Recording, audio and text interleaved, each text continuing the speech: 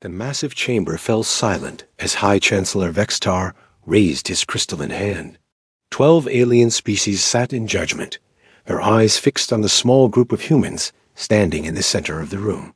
The air felt heavy with tension as Ambassador Jake Morrison straightened his shoulders and waited for the words that would change everything.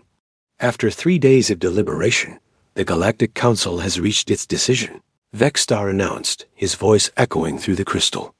Dome above. His species, the Jeltari, were beings of living crystal who spoke in musical tones that somehow always sounded cold when delivering bad news. Dr. Lisa Hamilton stood beside Jake, her hands clasped behind her back. She had served as Earth's chief, scientist for over 20 years, but today she felt powerless. Behind them, Captain Ryan Douglas of the Earth Defense Force watched from the gallery, his jaw clenched tight. He had fought in the wars that brought them to this moment, and he knew what was coming. The charges against humanity were serious. The Council claimed humans were too violent, too unpredictable. They pointed to the Kepler conflict, where human forces had destroyed 3 contested mining worlds rather than let them fall into enemy hands. They called it barbaric. Humans called it necessary.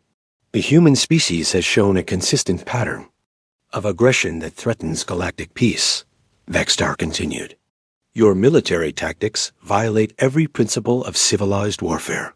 Your refusal to follow Council law makes you a danger to all peaceful species. Jake wanted to argue, to explain that humans had only defended themselves when attacked. But the trial was over. The speeches had been made. The evidence had been presented. Now came the punishment. Admiral Kethvar of the Draknari, a reptilian species known for their own warrior culture, leaned forward. Even he looked uncomfortable with what was about to happen. The Council has decided that humanity cannot coexist with the other species of this galaxy. You are too different, too dangerous. Dr. Hamilton felt her heart sink. She had spent her life studying other species, learning their languages, understanding their cultures. She had believed that knowledge could bridge any gap. But fear, it seemed, was stronger than understanding. Therefore, Vextar's voice rang out like breaking glass. Humanity is hereby exiled from Council space. All human colonies within our borders must be evacuated within 1 standard year. Any human found in Council territory after that time will be considered an act of war. The chamber erupted in whispers and clicks and hisses as the various alien species reacted to the decision. Some seemed pleased. Others looked worried. The Assyrian ambassador, a peaceful species that had often supported humanity, lowered her head in what humans had learned was their expression of sadness. Jake Morrison had been a diplomat for 15 years. He had negotiated trade deals, prevented small wars, and built friendships across the galaxy. Now all of that was gone. He looked up at the Council members, these beings he had once considered allies, and felt something cold settle in his chest. You're making a mistake, Dr. Hamilton said, her voice carrying clearly through the chamber. Humanity has always been at its strongest when we have nothing left to lose. Her words sent a chill through the room. Some of the Council members shifted nervously. They remembered human history, the stories of how humans fought when their backs were against the wall, but the decision was made. Fear had won over wisdom. Captain Douglas stood up in the gallery. He saluted the human delegation, then turned and walked out. He had a fleet to prepare and a species to save. There would be time for anger later. Right now, there was work to do. The evacuation began immediately. Admiral Kate Sullivan, commander of the human colonial fleet, received her orders within hours. She was to oversee the largest movement of people in human history. 37 colonies scattered across Council space, home to over 50 million humans. All had to be moved to the unknown regions beyond the Outer Rim. The Council gave humanity 1 year, but Kate knew it would take at least 2 years to move everyone safely. She also knew the Council would not wait. They wanted humans gone, and they wanted it done quickly. Ben Carter worked 18-hour days in the shipyards above Earth's moon. As the lead engineer for the evacuation fleet, he was responsible for modifying cargo ships to carry people instead of goods. Every ship had to be ready to leave at a moment's notice. Every design had to account for the possibility that they might never find another friendly port. "We need ships that can build ships," Ben told his team during one of their late-night planning sessions. "We need to be completely self-sufficient. Once we're out there, we're on our own." His assistant, Rita Hayes, looked up from her calculations. She was young, barely out of engineering school, but she had ideas that impressed even Ben. "What about quantum tunneling drives? We could build ships that can appear anywhere in the galaxy." Ben nodded slowly.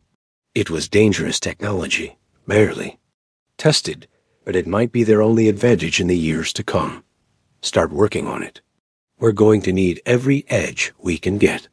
On the colony world of New Geneva, families packed their belongings and tried to explain to their children why they had to leave the only home they had ever known. Tony Martinez, a mechanic who had spent his whole life fixing farming equipment, now found himself learning how to maintain spaceship engines. His sister Lara had chosen to stay in council space, going underground with other humans who refused to leave. "Promise me you'll be careful," Tony said as he hugged his sister goodbye at the spaceport. "Promise me you'll remember us," Lara replied. "Don't let them make you forget that this was our home, too." The first ships began leaving council space 6 months after the trial. They carried not just people, but everything humans would need to rebuild civilization from scratch. Seeds and genetic samples, manufacturing equipment, computers filled with all of human knowledge, and weapons. Lots of weapons. Dr. Hamilton stood on the bridge of the transport, ship New Dawn, as it prepared to leave Earth's solar system for the last time. She watched through the view screen as the blue and green world grew smaller and smaller. Earth would remain in council space, protected by ancient treaties, but empty of human life. "Where are we going?" asked a young girl who had come to stand beside her. Dr. Hamilton knelt down to the child's level. "Somewhere new," she said gently. "Somewhere we can be free. Will we ever come back?" The old scientist looked out at the stars and thought about Vextar's words, about the fear in the council's eyes, about the way Captain Douglas had saluted before walking away. She thought about human history, about all the times her species had been written off as finished, only to come back stronger than ever. "Maybe," she said finally. "But when we do, we'll be different, and so will they." The great exodus continued. For months, ship after ship left council space, carrying humanity into the unknown. They left behind homes, friends, and dreams of peaceful coexistence. But they also left behind the limitations that council law had placed on human innovation and growth. Admiral Sullivan's final message to Earth was simple and direct. Evacuation complete. All humans safely beyond council borders. We go now into the dark, but we do not go quietly. History will remember this day, and history will judge who was right. High Chancellor Vextar received the message in his crystal palace on the Jeltari homeworld. He felt a moment of doubt, a whisper of fear about what humanity might become in exile. But the decision was made. The galaxy was safer without them. He was wrong about that. Terribly, catastrophically wrong. But it would be 50 years before he realized his mistake, and by then, it would be far too late to take it back. The age of human exile had begun. The age of human vengeance was yet to come.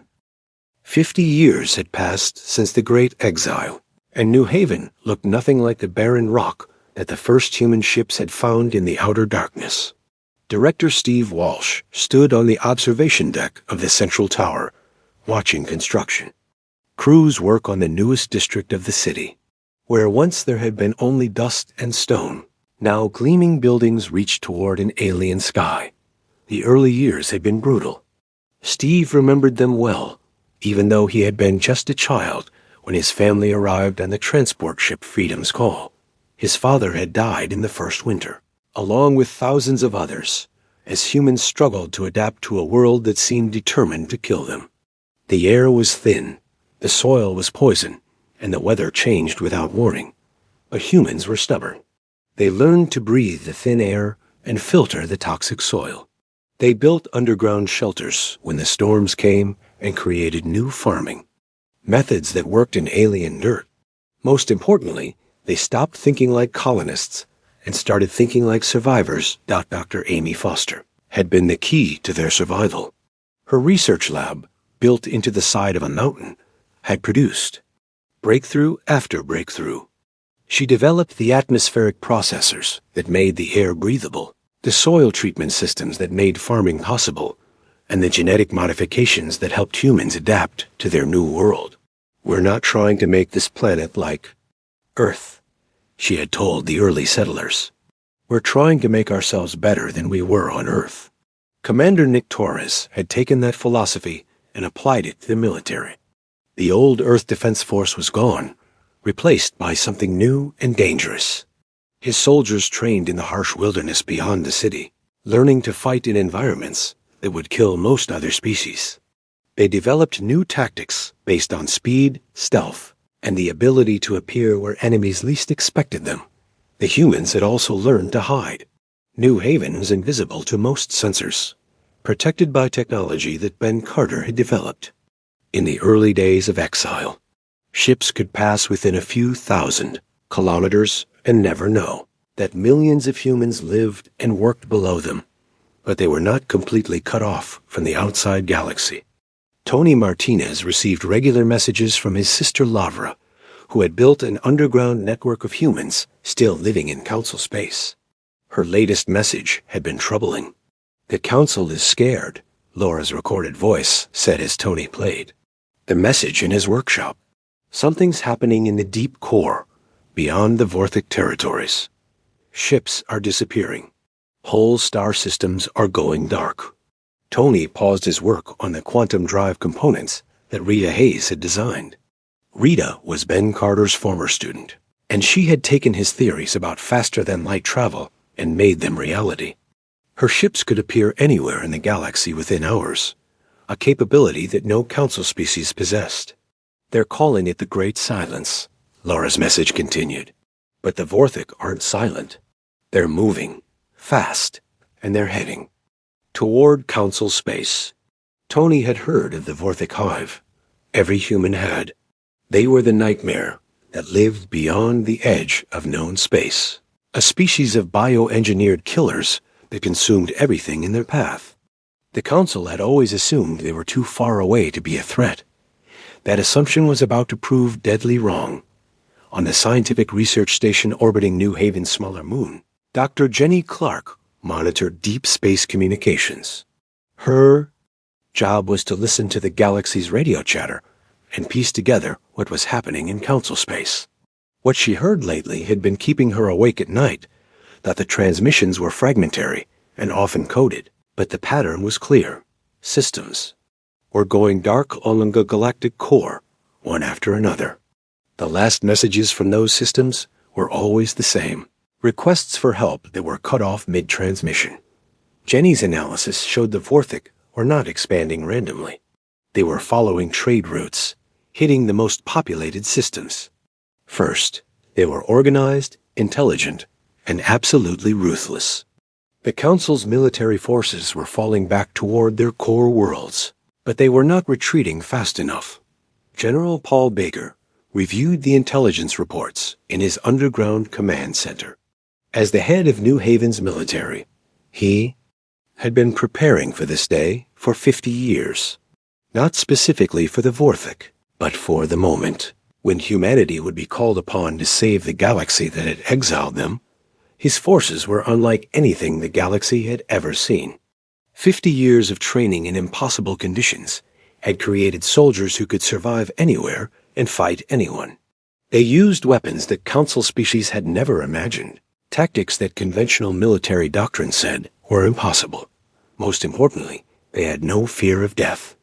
They had already lost everything once. Being exiled had taught them that there were worse things than dying. Being forgotten was one of them. President Karen Young called an emergency session of the Human Council. The elected leaders of every human settlement gathered in New Haven's council chamber, their faces grim as they discussed the approaching crisis. The Vorthic will not stop at council borders, Karen said, addressing the assembly. If they consume council space, they will eventually find us. This is not about helping those who exiled us. This is about survival. The debate that followed was intense. Some argued that humanity owed the council nothing. Others pointed out that 50 years of isolation had made humans strong, but not strong enough to fight an entire galaxy-consuming hive mind alone. Dr. Hamilton, now elderly, but still sharp, stood to address the council. She had become something of a living legend among the exiled humans, the woman who had predicted that exile would make humanity stronger. "We have a choice," she said, her voice carrying easily through the chamber. "We can wait for the Vorthic to find us and die as an unknown species on a forgotten world. Or we can return to council space and remind the galaxy why they feared us in the first place."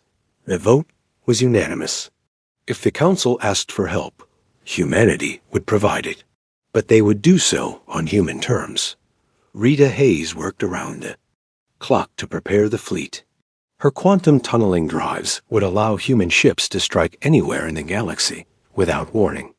The Council's enemies would face something they had never encountered, an opponent who could be everywhere at once. Commander Torres trained his soldiers for urban warfare on alien worlds. They practiced fighting in zero-gravity, toxic atmospheres and underwater environments. No matter where the Vorthic struck, humans would be ready to strike back. Dr. Foster's final breakthrough came just as the crisis reached its peak. She had discovered that the Vorthic bioships had a fatal weakness. They could not adapt to weapons that existed in multiple dimensions simultaneously.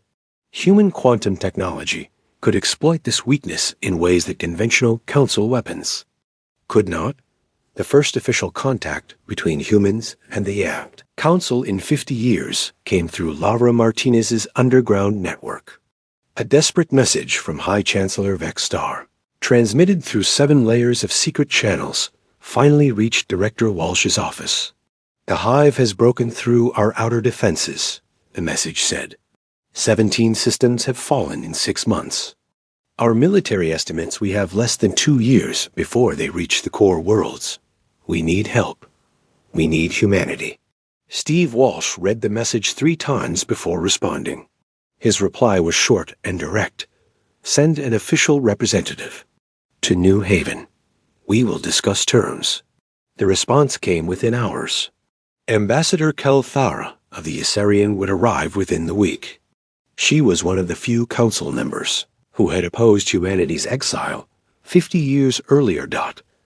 As Steve prepared for the meeting that would change everything, he thought about the irony of the situation. The Council had exiled humanity to protect galactic civilization from human violence. Now they needed that same violence to save galactic civilization from something much worse. Outside his window, human ships prepared for war.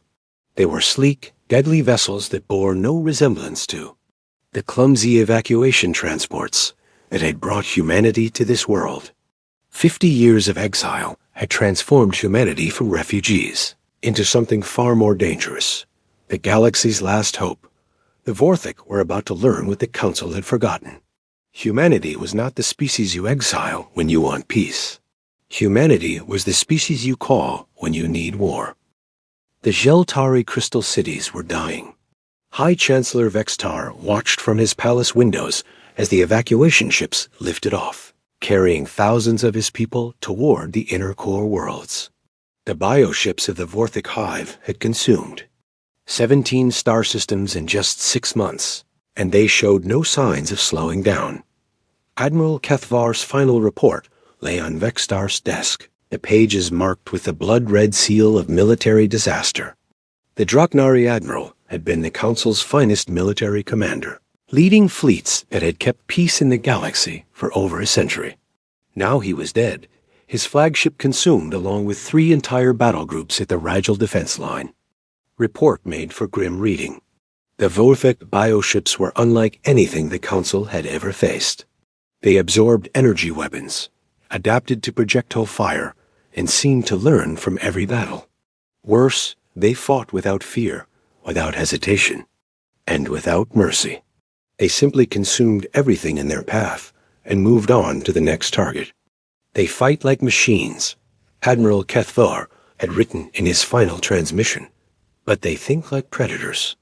They're not just invading our space, they're hunting us. Ambassador Kelthara of the Assyrian stood in the council chamber, her blue skin pale with exhaustion.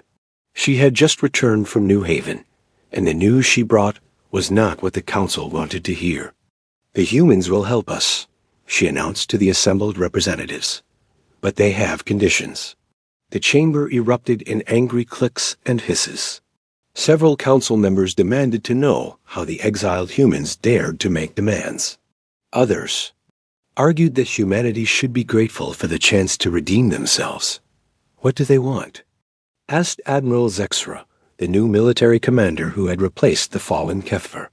She was younger than her predecessor, but her species, the aquatic Nerian, had a reputation for tactical brilliance. Kalthara consulted her notes. Complete.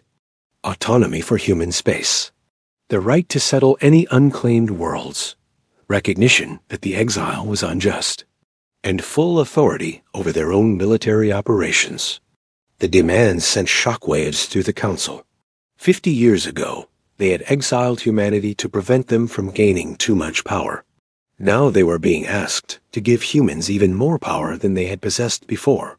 Unacceptable, declared Chancellor Mordith of the Klaxon Empire. His insect-like species controlled 12 systems and had always been suspicious of human expansion. We cannot reward their defiance. Then we die, Kelthara said simply. I saw their ships, their weapons, their soldiers. They have capabilities we never imagined. If we refuse their help, the hive will consume us all. On New Haven, President Karen Young met with her military advisors in the war room deep beneath the planet's surface. The chamber was filled with holographic displays showing the advance of the Vorthic hive. Red markers indicated consumed systems, while yellow ones showed worlds under attack. General Paul Baker pointed to the tactical display. They're following the major trade routes, but not randomly. Look at this pattern. They're targeting the most heavily defended systems first. Dr. Amy Foster, now serving as the chief science advisor, nodded grimly. They're eliminating resistance. Every system they take makes them stronger and the council weaker. Commander Nick Torres leaned over the display, studying the hive's movements. They're not just conquering, they're testing. Each battle teaches them something new about council tactics. Rita Hayes had spent weeks analyzing intercepted transmissions from the war zone. Her quantum communication arrays could monitor council military channels from across the galaxy. What she heard painted a picture of complete military collapse. The council fleets are falling back to their core worlds, she reported, but they're not retreating in good order. They're running. The hive has broken their will to fight. President Young studied the intelligence reports with growing concern. The council military had been a powerful force when humanity was exiled. To see them collapse so completely suggested that the Vorthic were more dangerous than anyone had. Imagine Dot meanwhile, in the abandoned sectors near the Galactic Rim, Tony Martinez worked on a secret project. His sister Lavra had managed to smuggle in detailed scans of destroyed Vorthic bioships, and what he found in the wreckage was disturbing. The bioships were not grown randomly. They showed signs of intelligent design, as if someone or something was directing their evolution. Even more troubling, the newer ships showed adaptations specifically designed to counter council weapons. The hive was learning and adapting faster than anyone had realized. Dr. Jenny Clark's Deep Space Monitoring Station had detected something that made her blood run cold. Beyond the advancing hive fleets, her sensors picked up massive energy signatures moving through space. Whatever had driven the Vorthic from the galactic core was still out there, and it was following them. "They're not invading," she told Director Steve Walsh during an emergency briefing. "They're fleeing. Something in the deep core scared them so badly that they're willing to fight the entire galaxy just to get away from it." The revelation changed everything. If the Vorthic were refugees running from something even worse, then defeating them might only delay the real threat. On the Asarian homeworld, Ambassador Kelthara received another message from the human underground. Network. Lavra Martinez had managed to infiltrate a council military briefing, and the intelligence she provided was shocking. The council was considering the use of planet killer weapons against the hive.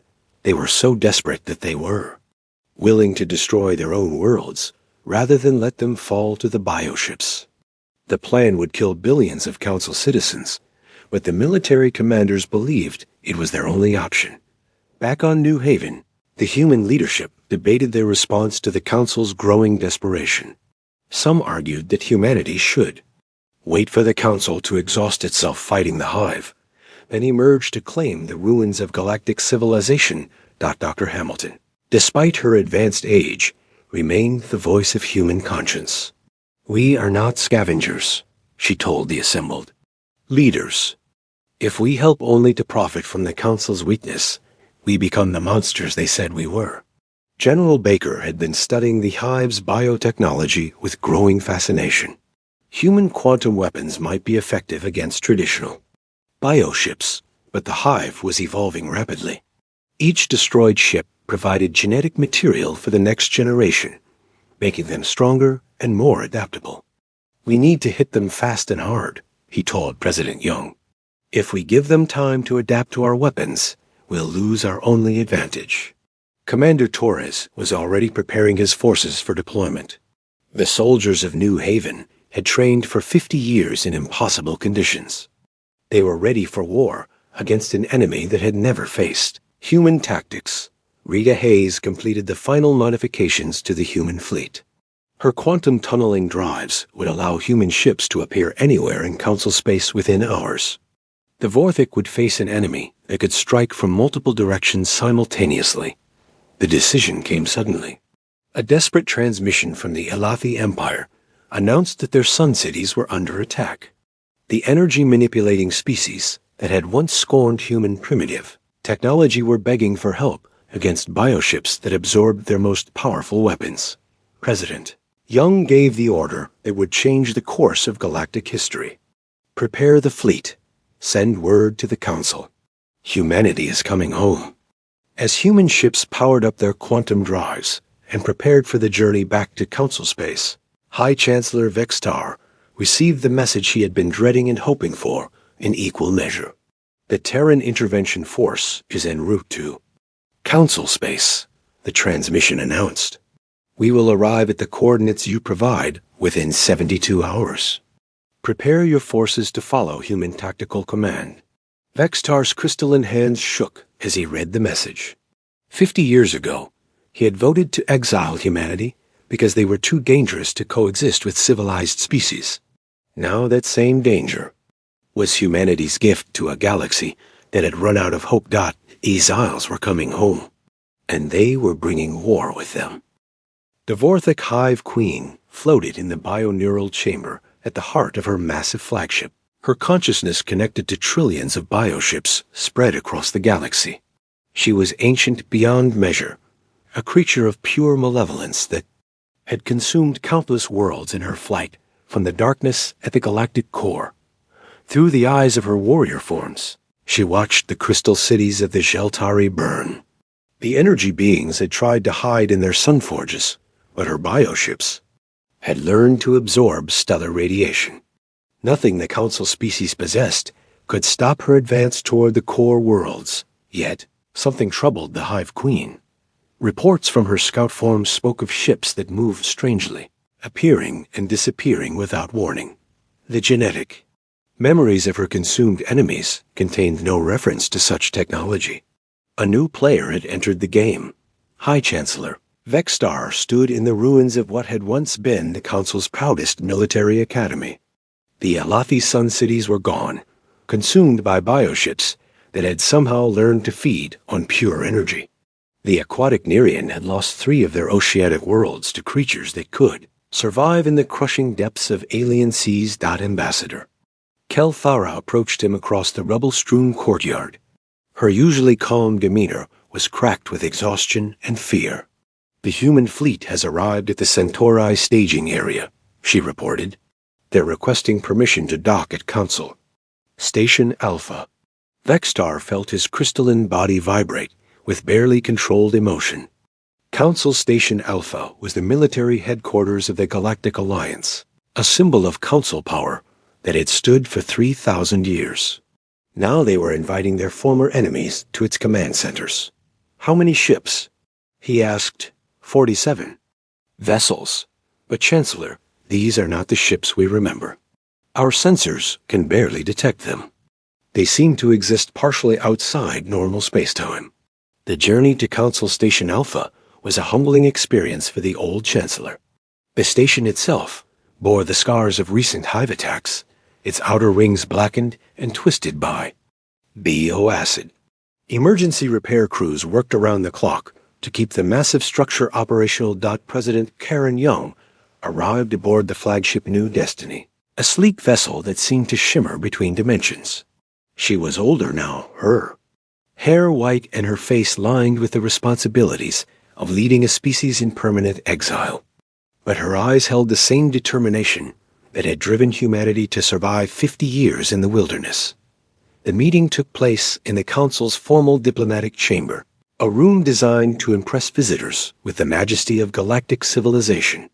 But the empty seats where representatives of destroyed species should have sat told a different story.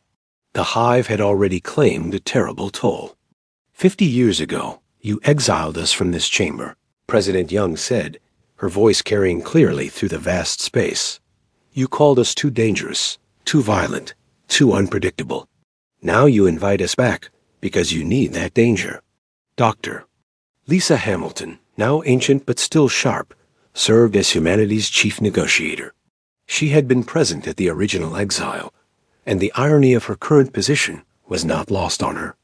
The Council offers full reinstatement, territorial concessions, and reparations in exchange for military assistance against the Vorthic hive. What we offer, Vextar replied, his voice tight with barely controlled desperation, is the chance for humanity to prove that our fears were unfounded. Help us defeat this threat, and we will welcome you back as equal partners. President Young's laugh was cold and bitter. Equal partners? You exiled us when you thought we were a threat to galactic peace. Now you want us back because we're a threat to your enemies. The hypocrisy is breathtaking. The negotiations continued for hours, with both sides fully aware that time was running out. Intelligence reports showed the hive advancing on multiple fronts, their bioships adapting to every weapon the Council threw at them. Soon, the core worlds themselves would be under direct attack. General Paul Baker reviewed the tactical situation. From the war room aboard the New Destiny, the hive's strategy was becoming clear. They were not just conquering territory. They were systematically destroying the Council's ability to resist. Each fallen world provided genetic material for new bioforms while eliminating potential bases for counterattack. They're not just smart, he told his staff. They're learning from our enemies' mistakes. Every battle makes them stronger. Commander Nick Torres had been studying intercepted hive communications, trying to understand their command structure. What he found was disturbing. The bioships were not individual creatures, but extensions of a single vast intelligence. Destroying individual ships was like cutting off fingers. It slowed the enemy, but did not stop them. We need to find the brain, he reported. Kill the hive queen, and the rest should collapse. Dr. Amy Foster had been analyzing samples of hive biomatter obtained from battlefield wrecks. Her findings revolutionized human understanding of their enemy. The bioships were not naturally evolved creatures, but engineered weapons, designed by an intelligence that understood both biology and technology at a level that surpassed even human science. They're running from something, she told the assembled command staff. These creatures were created as weapons, but they're being used as tools of evacuation. The real question is, what are they evacuating from? Meanwhile, Laura Martinez continued to operate her underground network within Council space. Her latest intelligence was the most disturbing yet. The Council military was planning to use planet-killer weapons against their own worlds, hoping to create a firebreak that would stop the Hive's advance. They're willing to destroy everything rather than let it fall to the Hive, she reported to her brother Tony. Billions of their own people will die, but they see no other option. The breakthrough came from an unexpected source. Rita Hayes, analyzing quantum signatures from destroyed Hive ships, discovered that the bioforms existed partially in normal space and partially in what humans called quantum foam, the underlying structure of reality itself. This dual existence made them nearly invulnerable to conventional weapons. But quantum weapons work in the same dimensional space, she explained to the gathered scientists. We can hit them where they exist, not where they appear to exist. The first test came sooner than expected. A Hive Scout fleet attacked the research station where Dr. Jenny Clark had been monitoring deep space communications. The station's automated defenses were quickly overwhelmed, but a single human patrol ship was in the area. Commander Lisa Stone led the patrol vessel, defiant into battle against 3 Hive bioships. Her crew had trained for this moment for years. But facing the enemy in real combat was different from any simulation. The bioships moved like living things, twisting and turning in ways that no mechanical vessel could match. Target their quantum signatures, Stone ordered. Hit them where they really are, not where they appear to be. The human quantum weapons struck the bioships like lightning, tearing through their adaptive armor as if it were paper. For the first time in the war, Hive bioforms were destroyed quickly and completely, leaving no genetic material for the enemy to learn from. The victory was small, but significant. It proved that human weapons could kill Hive bioforms, something that no Council weapon had been able to do. More importantly, it showed that the Hive was not invincible. Admiral Zexra of the Nerian watched the battle recordings with amazement. Her people were master tacticians, but they had never seen anything like human combat doctrine. The humans fought like a pack of predators, coordinating their attacks with inhuman precision. How do they do it? She asked Ambassador Kelthara. How do they fight as if they share a single mind? Kelthara had spent months on New Haven, studying human society. They don't share a mind, she replied. They share a purpose. 50 years of exile taught them that survival requires absolute cooperation. The negotiations finally reached their conclusion. The Council would grant humanity's demands in exchange for military assistance against the Hive. It was a bitter pill for the proud alien species to swallow, but the alternative was extinction. President Young signed the agreement with mixed emotions. Humanity was returning to galactic civilization, but at a terrible cost. The galaxy they were rejoining was dying, consumed by an enemy that seemed unstoppable. We'll help you fight the Hive, she told the assembled Council members. But understand, we're not doing it to save you. We're doing it to save the galaxy. And when this is over, things will never be the same. High Chancellor Vextar watched the human fleet prepare for battle, their strange ships flickering in and out of normal space. 50 years ago, he had feared what humanity might become if left unchecked. Now he feared what the galaxy would become if humanity failed to save it. The price of pride was about to be paid in full. The Terran Intervention Force emerged from quantum space like ghosts materializing from the void. Admiral Chris Watson stood on the bridge of the flagship Redemption, watching as 47 human vessels took position around the besieged Altair. System. The Vorthic hive had turned the system into a breeding ground, its bioships feeding on the debris of destroyed worlds. All ships report ready, announced Commander Lisa Stone from her position at the tactical station. Her successful test against the Hive Scouts had earned her a place in the main fleet, and she felt the weight of that responsibility. The Council fleets hung back at a safe distance, their commanders uncertain how to coordinate with the strange. Human vessels. Admiral Zexra of the Nerian watched through her sensors as the human ship seemed to flicker between dimensions, appearing solid one moment and translucent the next. "How do we fight alongside ships we cannot predict?" she asked.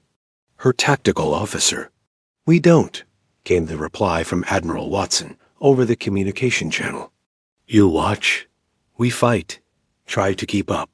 The first engagement began without warning. The human ships suddenly accelerated to impossible speeds, diving into the heart of the hive formation like a pack of wolves attacking a herd. But instead of massive, ship-to-ship combat, thousands of small craft poured from the human vessels, each one moving with deadly precision. Commander Nick Torres led Squadron Alpha through the bioship formation, his pilots following attack patterns that seemed to defy physics. The human fighters moved like they shared a single mind, coordinating attacks across multiple dimensions simultaneously. "Target the quantum signatures," Torres ordered his wing. "Remember, they exist in both normal space and quantum foam. Hit them where they really are." The human weapons were unlike anything the galaxy had ever seen. Instead of energy beams or projectiles, they fired concentrated bursts of quantum energy that tore through the bioship's adaptive armor like it was paper.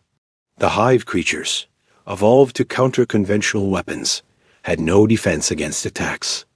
That bypassed normal space entirely. The Vorthic bioships tried to adapt, their genetic programming searching for a response to this new threat. But human tactics changed faster than the hive could evolve. Each attack came from a different angle, using different weapons, following different patterns. General Paul Baker coordinated the ground assault on the hive's breeding facilities. His soldiers deployed from quantum tunneling pods that appeared directly inside the biostructures, bypassing all external defenses. Colonel Andy Griffin led the first wave into the heart of a massive bioship, his troops fighting through corridors of living flesh and bone. The environment would have killed most species, but 50 years of training on hostile worlds had prepared humans for anything. "These creatures think like a hive mind," Griffin reported as his team cleared another section. "They can't understand individual initiative. Use that against them." The battle raged for 6 hours, but the outcome was never in doubt.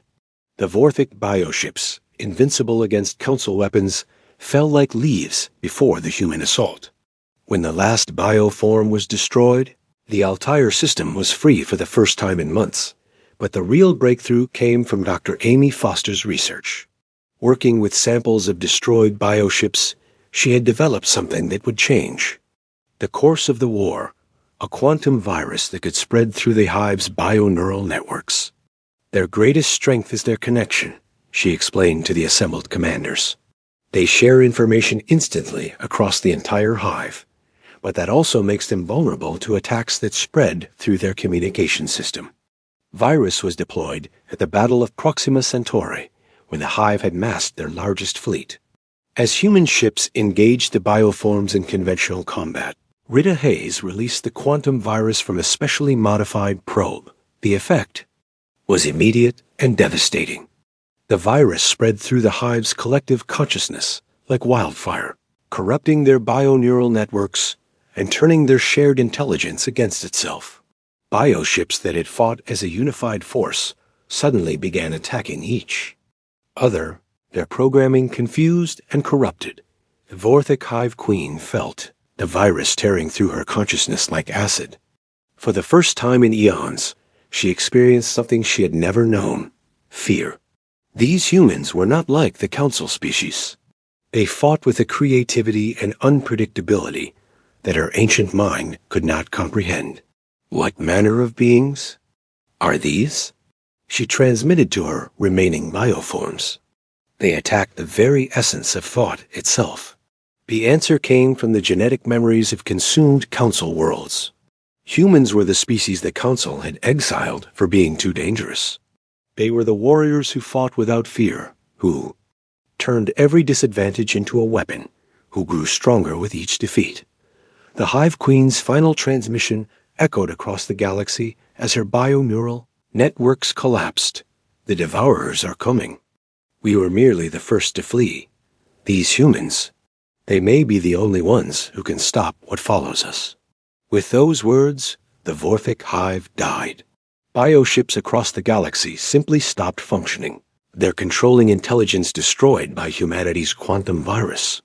The threat that had consumed 17 star systems and brought the Council to its knees was ended in a matter of hours. The celebration in Council space was short-lived. Dr. Jenny, Clark's deep space monitoring stations detected massive energy, signatures moving through the galactic core, following the path the Vorthic had taken. Whatever had driven the hive from their home was still coming. President Karen Young addressed the reformed Galactic Council from the chambers on New Haven.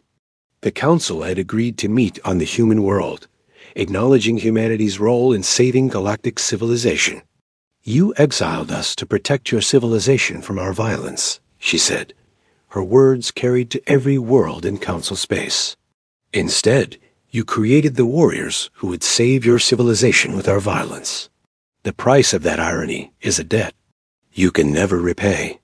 High Chancellor Vextar, humbled by recent events, responded with words that marked the end of one era and the beginning of another. "We feared your strength when we should have embraced it. We sought peace by removing those who could protect it. We were fools, and our foolishness nearly cost us everything." The new galactic order was very different from the old one. Humans established colonies throughout the former hive territories, their settlements serving as early warning stations against future threats. The Council races learned to respect, if not always understand, their former exiles. Admiral Watson's fleet patrolled the outer rim, their quantum ships standing ready to face whatever emerged from the galactic core. His final log entry reflected the new reality. The galaxy is safe, for now. But safety is temporary. Vigilance is eternal. 5 years after the Hive War, the first signs of the new threat appeared. Deep space sensors detected something approaching from the galactic core, something that made space itself seem to scream. The Devourers the Hive Queen had warned about were finally coming. But this time, the galaxy was ready. Human technology had been shared with willing Council species, creating new weapons and defenses. More importantly, the spirit of human resistance had spread throughout galactic civilization. Commander Stone, now an admiral herself, stood on the bridge of the newest human flagship, watching the sensor readings with calm determination. "Whatever's coming next," she told her crew. "They're about to learn what the Vorthic learned too late. Humanity is not the species you exile when you want peace. We're the species you pray is on your side when the real monsters show up." Tony Martinez received a final message from his sister Laura, now serving as humanity's ambassador to the inner worlds. "The galaxy understands now. We're not the monsters they feared. We're the monsters their real enemies should fear. The age of human exile was over. The age of human guardianship had begun. And somewhere in the darkness between the stars, ancient evils that had slumbered. Since the galaxy's youth were about to discover why the Council had been right to fear humanity's potential, they had just been wrong about who humanity would use that potential against.